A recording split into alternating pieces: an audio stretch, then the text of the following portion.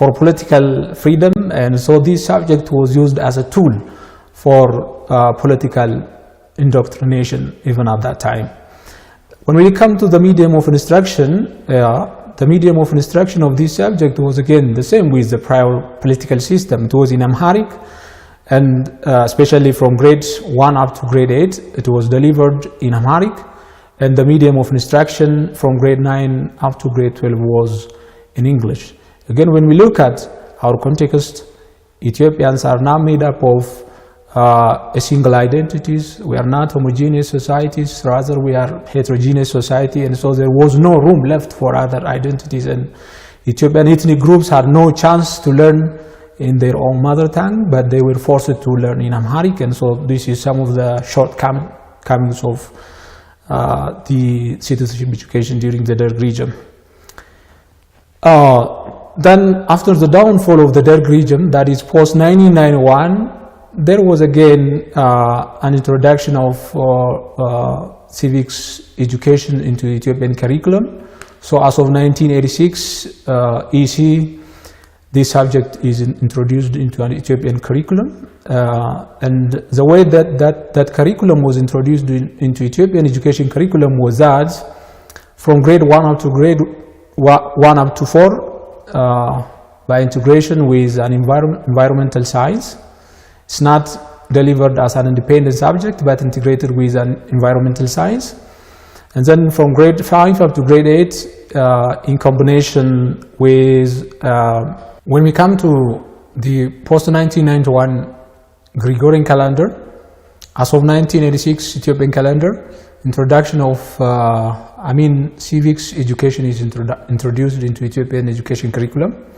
So when we look at how it was delivered to the school, from grade 1 up to grade 4, integrated with environmental science, meaning that it's not given independently, but integrated with an environmental science. So elements of citizenship education was here and there in the environmental science. And from grade 5 up to grade 8, in combination with social science education. So similarly, it is not given independently, but in combination with social science education. And then from 1991 up to 1996 Ethiopian calendar, it was given in Ethiopian school curriculum, starting from grade 9 up to grade 12, and it was given as an independent subject, not in combination or integrated with other subjects, but as an independent subject from grade 9 to grade 12. And when we look at the nomenclature, the name of this subject was civics education. Yes, until 1996. And since 1996 Ethiopian calendar, there was again a reform, a kind of reform which was made on this curriculum, and the title was renamed as Civics and Ethical Education. Yes, we have seen earlier that the former one was civics education, but now civics and ethical education. There was a need to include ethics or the ethical parts to civic education, so that the name was renamed, and somehow the content was also renamed and then given as civics and ethical education. And it has been offered in combination with other, at primary, pre-primary and the primary level, that is grade 1 up to grade 4, it has been offered in combination with other subjects. And then starting from grade 5 up to grade 12, as you know, it was given separately and independently as a subject based on 11 values. And I hope you know and you are familiar with what we mean by these 11 values. These 11 values are one of the major gaps in Ethiopia, within Ethiopian contexts. So in order to fill these gaps, this education was organized based on the 11 values, which is directly related to the number of chapters in civics and ethical education.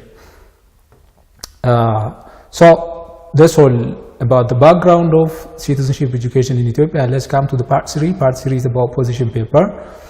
Yes, in order to reform this curriculum, there was a research which was conducted. It is mandatory to conduct a research in order to reform a given curriculum. So a research was conducted and gaps were identified, and based on that research findings, recommendation was made, and based on the recommendation, there was a need to reform civics curriculum or civics and ethical education curriculum. So the intended objective of the existing civics curriculum was that, yes, when we look at even the existing one of the intended objective of the existing one is that to produce good citizens. Yes, of course, this is again ongoing agenda. It is also an intended objective even in the new curriculum. But what we mean by producing good citizens, then who are good citizens? Yes, good citizens are citizens who are competent enough, who are active in either political, social, or economic issues, who are informed citizens, responsible citizens, who know what their responsibility is as a citizen, and those who are able to discharge their responsibility, and citizens who are exemplary citizens. So this one of the main objective of providing this subject. And then to produce citizens, good citizens who are equipped with virtuous character. So the issue of virtuous character is something very important. Unless we have virtuous character, it is very difficult to have a decent life. It is very difficult to have a good interaction with fellow citizens around us.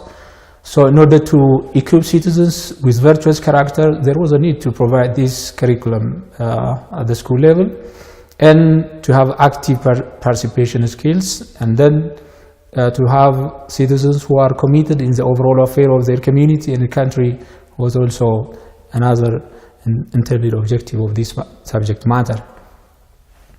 And then the research was conducted, as I mentioned earlier.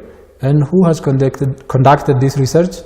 The research were being carried out by different institutions such as Federal Policy and Research Center in 2009, House of Federation in 2006, Federal Ministry of Education again in 2009, and Cambridge International Assessment in 2019. These were institutions, those who have carried out research on the existing citizenship curriculum. And then when it comes to the gaps identified on civics and ethical education, yes, the research identified that civics and ethical education is playing a pivotal role in raising the awareness level of students on human and democratic rights. So it is undeniable that there was a progress, there was an achievement in relation to this subject matter. So as a result, it has been producing citizens who could ask their constitutional rights. Yes, this is true. However, there are several weaknesses identified by the research, and we will try to see those weaknesses of the existing curriculum. There are several kinds of drawbacks of the subject that hinder the attainment of the ultimate goal of the citizenship education, which was set earlier. One of the drawbacks is that poor social and moral values. Yes, unless we link the education, the curriculum, with the social and moral values of the society, we cannot bring the desired changes. So one of the problems with the existing curriculum is that poor social and moral value. It doesn't give attention. It doesn't give significant attention to the societal values and the moral values of our people. As we know, we are rich in social values, so we need to link this education with that societal value so that we can bring the desired objective of the subject. So one of the problems identified in relation to the earlier one is poor social and moral values. And the other gap identified is it does not give room for indigenous moral values. Okay, just has a relation with what we have seen earlier. Yes, indigenous moral values has something very important contribution in the social well-being of our society, because as we know, our society is more of the fabrics of our society is just communal or a social life.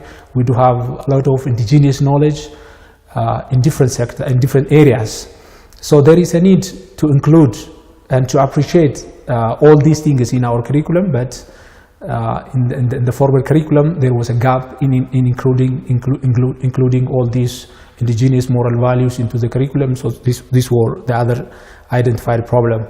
Non-responsive to the need of indigenous knowledge and the repetition of contents in all grade levels is another drawback. As we all know, starting from grade 5 up to grade 12, the content was almost the same. It had 11 chapters with the